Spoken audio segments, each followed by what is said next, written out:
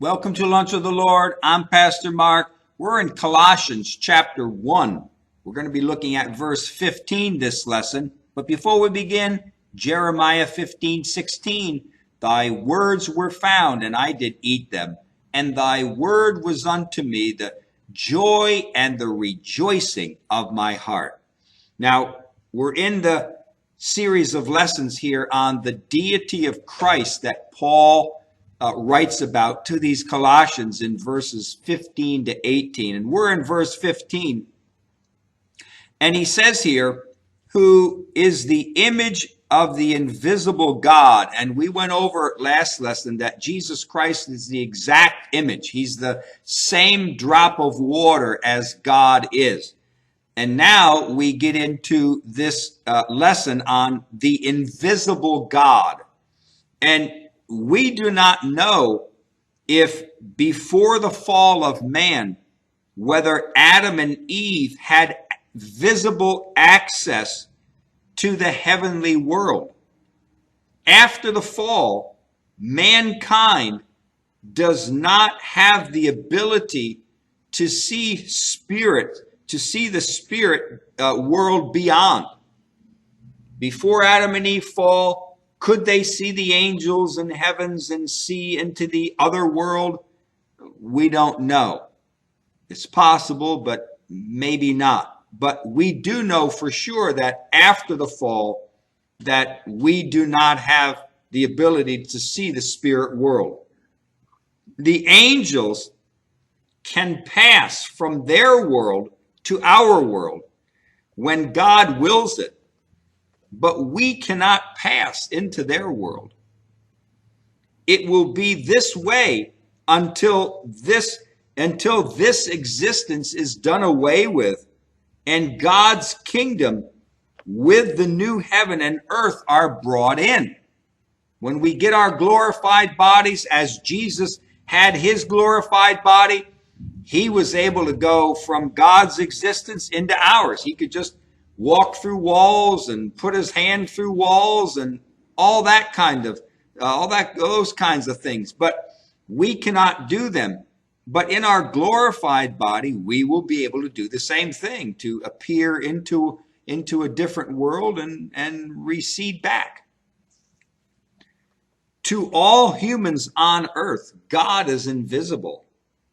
Jesus said, John chapter 5, verse 37, no one has heard his voice at any time, nor seen his shape.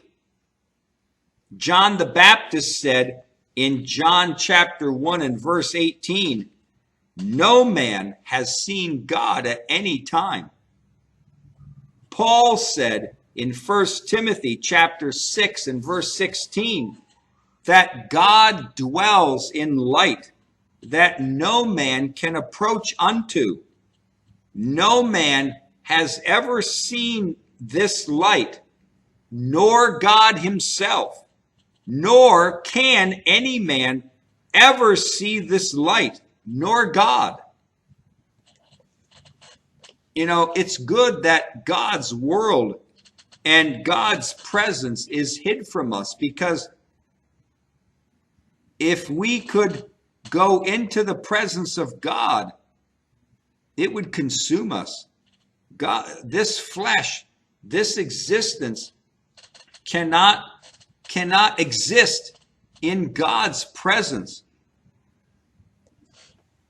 There were people like Paul and like John who saw heavenly things, and they were not consumed by them. But it was because God gave them special access. And yet they never did see God. They never saw God himself. They went and they had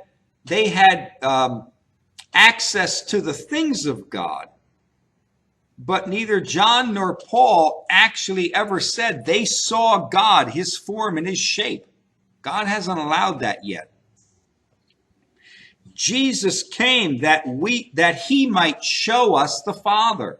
Because why? Because God is invisible.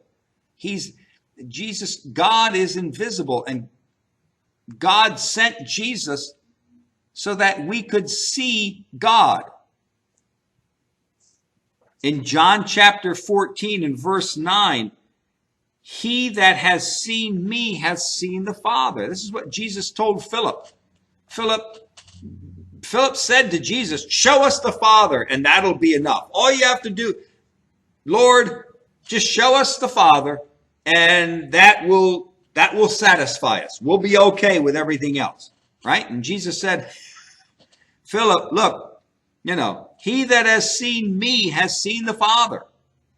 I'm not going to show you the Father, and the Father is not going to reveal himself to you. But if you see me, you see the Father, because he and the Father are one. In John chapter 1 and verse 18, Jesus has declared him. Let's read that. John chapter 1 verse 18 says, no man has seen God at any time.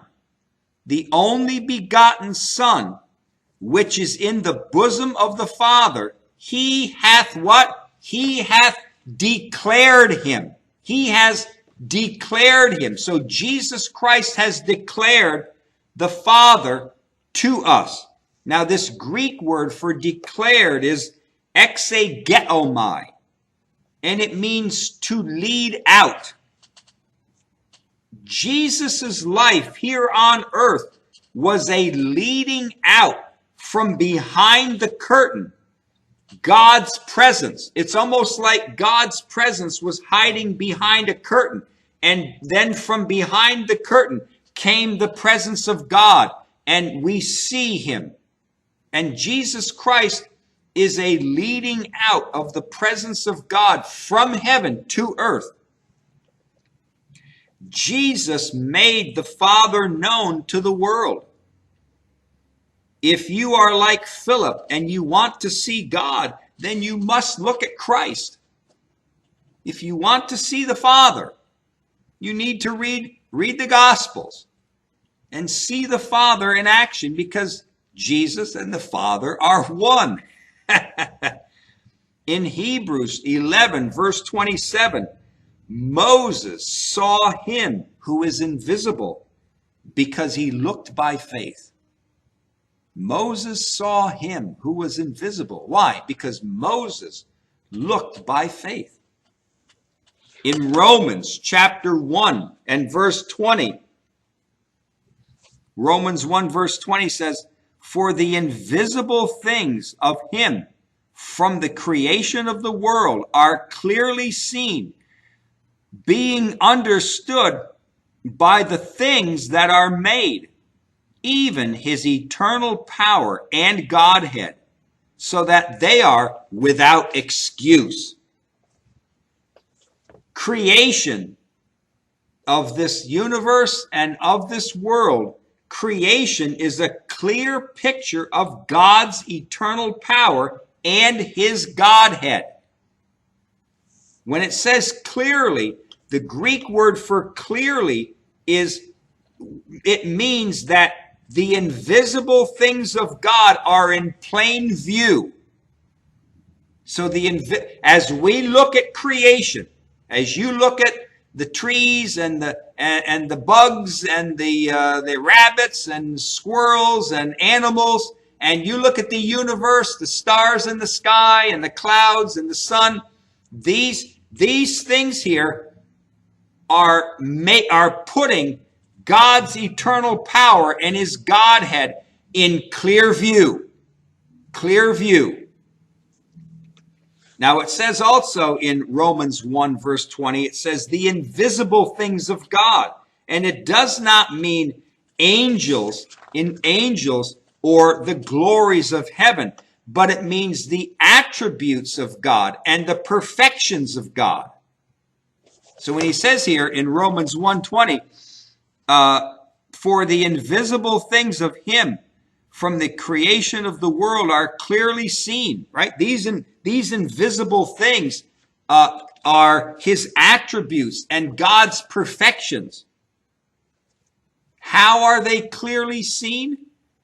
By looking at the visible. How are the invisible things seen? They're seen as we look at the visible things. The majesty of the sky and the heavens are a testimony of the work of a mighty and glorious and great God. And because of science, we can see the greatness and the beauty in even the smallest particles of the world, such as atoms. And we can see the complexity of a flower and how creatures communicate and live in an organized way. We can also see the great distances in outer space and how planets, even in our solar system are thousands of times bigger than the Earth. We already know these things. I remember listening on the radio many weeks ago, and they said that trees have an ability to communicate to other trees, and they do it in their root works. Like if one tree, if there's like a I don't want to say a drought, but if you go maybe 4, 5, 6 weeks and you get hardly any rain or no rain at all, trees through their root systems have the ability to supply water to each other. Trees that need water, they can feed other. One tree can feed another tree and give water to another tree that needs it. And this is when these things have always been happening, and we're just finding these things out. But in that, we see the greatness of God, the majesty of God. And in these things, we can see God's eternal power and his Godhead. Remember, the testimony of creation that God exists is enough of a testimony to send someone to the lake of fire for all of eternity. It says here, let me read verse 20 again. For the invisible things of him from the creation of the world, they are clearly seen, being understood by the things that are made, even his eternal power and Godhead. What? So that they are without excuse. Without excuse. Even creation is enough of a testimony of the existence of God that if a person rejects the testimony of creation, that person will spend eternity in the lake of fire. The things that you see in this world are enough of a testimony to tell you that God exists, that there is a God, there is a mind behind all of this creation, and that we should seek that one who created, the Creator. So even creation is enough of a testimony to send someone to the lake of fire. They are without excuse.